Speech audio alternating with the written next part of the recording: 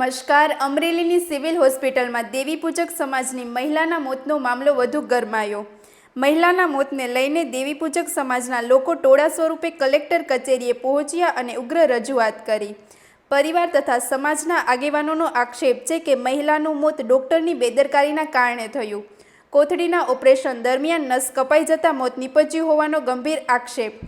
દેવી પૂજક સમાજ દ્વારા અમરેલી કલેક્ટરને આવેદનપત્ર પાઠવી માંગ કરવામાં આવી છે કે ફોરેન્સિક પીએમ રિપોર્ટ જાહેર થાય ત્યારબાદ જ મૃતદેહ સ્વીકારવામાં આવશે.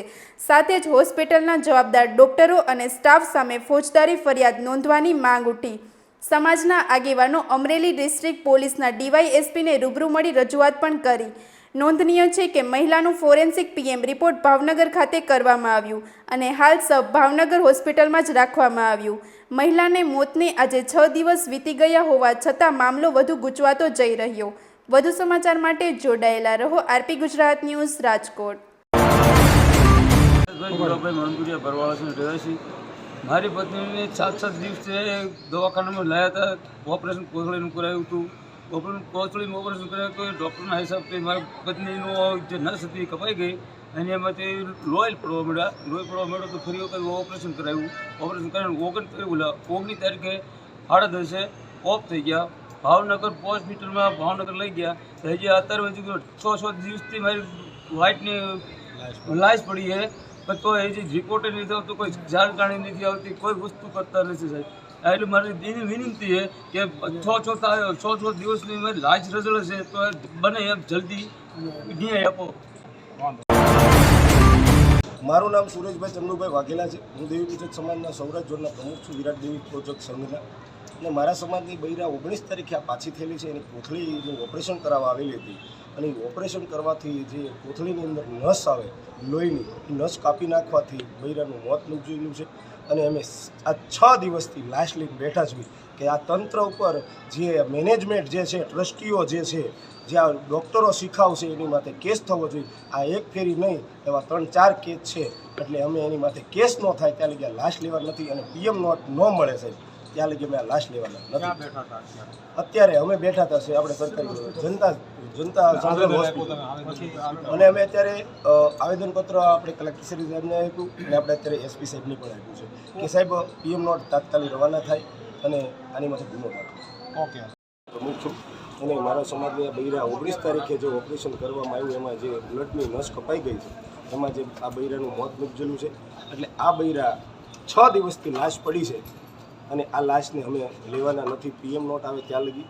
અને જ્યાં લગી આ મેનેજમેન્ટ જે છે, ટ્રસ્ટીઓ, એની માથે કેસ દાખલ થાય અને જે ત્યાં લગી આ ન્યાય ન મળે ત્યાં લગી આ લાશ લેવા નથી. અને કેટલાક લગી અમે સહન કરશું. સરકારશ્રીને આવી જો થોડીક તો ધ્યાન દોરો કે અમે આજે 6 દિવસથી લાશ લઈને બેઠા, આવું કોઈ દિવસ નહીં ગુજરાતમાં બન્યું હોય. અમે 6 દિવસથી લાશ લઈને બેઠા ને હજી આવનારા સમયમાં પણ બેસવાના છીએ જ્યાં લગી આ મેનેજમેન્ટ ઉપર આવેદન આપવામાં આવ્યા છે. કોને આવેદન? મેં કલેક્ટરશ્રીને આજ 2 ફેરી આવેદનપત્ર આપ્યા, એસપી સાહેબને આવેદનપત્ર આપ્યા છે. કેટલી ફેરી આવેદનપત્ર આપવા કે ભાઈ આની માટે તાત્કાલિક અમને પીએમ રિપોર્ટ તો અપાવો, તાત્કાલિક પીએમ રિપોર્ટ અપાવો જેથી કરીને અમે એને આગળના કાર્યવાહી કરવી, બાળવાની, અગ્નિ સંસ્કાર કરવાની તૈયારી કરવી. પણ હજી કોઈ પીએમ નોટે નથી આવતું. અમારી લાશ આજે હડી રહી છે, અમારી લાશ હજી હડી રહી છે પણ હજી કોઈ સરકારે માથે ધ્યાન નથી દીધી. એટલે અમે સરકારશ્રીને કહેવી જોઈએ, ગૃહમંત્રી હર્ષ સંઘવીને કહેવી જોઈએ કે સાહેબ જે અમરેલીમાં જે પણ તંત્ર જે છે એની માથે થોડીક તપાસ લે અને મુખ્યમંત્રી ભૂપેન્દ્રભાઈ પટેલને પણ કહેવી જોઈએ કે જરાક આની માથે તપાસ લે અને તાત્કાલિક આ બૈરાને અમે અગ્નિ સંસ્કાર કરી ગઈ એવી અમને થોડીક બાંયધરી આપે.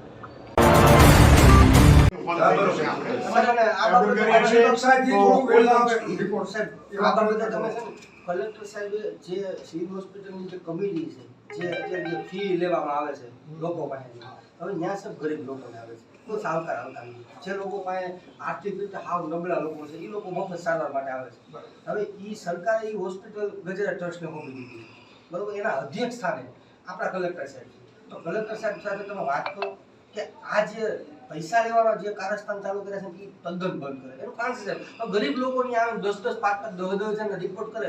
હવે એ લોકો ભાડાનો સાહેબ માંડ કરીને આવતા હોય. એટલે ખાસ કરીને તમે એસપી કલેક્ટર સાહેબ મિટિંગ કરો અને સાહેબને ધ્યાને દોરો. મેં જો કલેક્ટર સાહેબને 2 દિવસ પહેલા આવેદન આપ્યું છે. ઓકે, એટલે આ બાબતે ખાસ ધ્યાન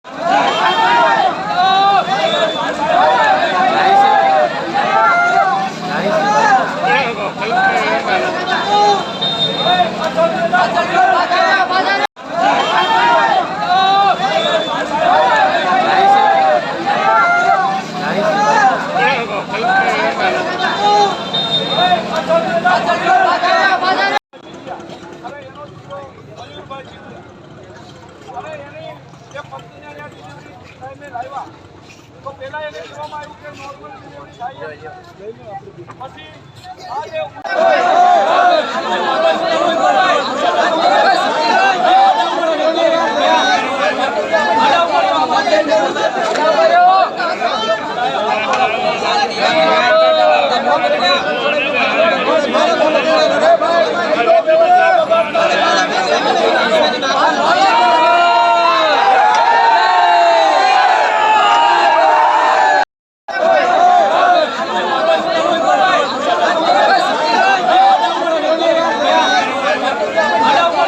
Ada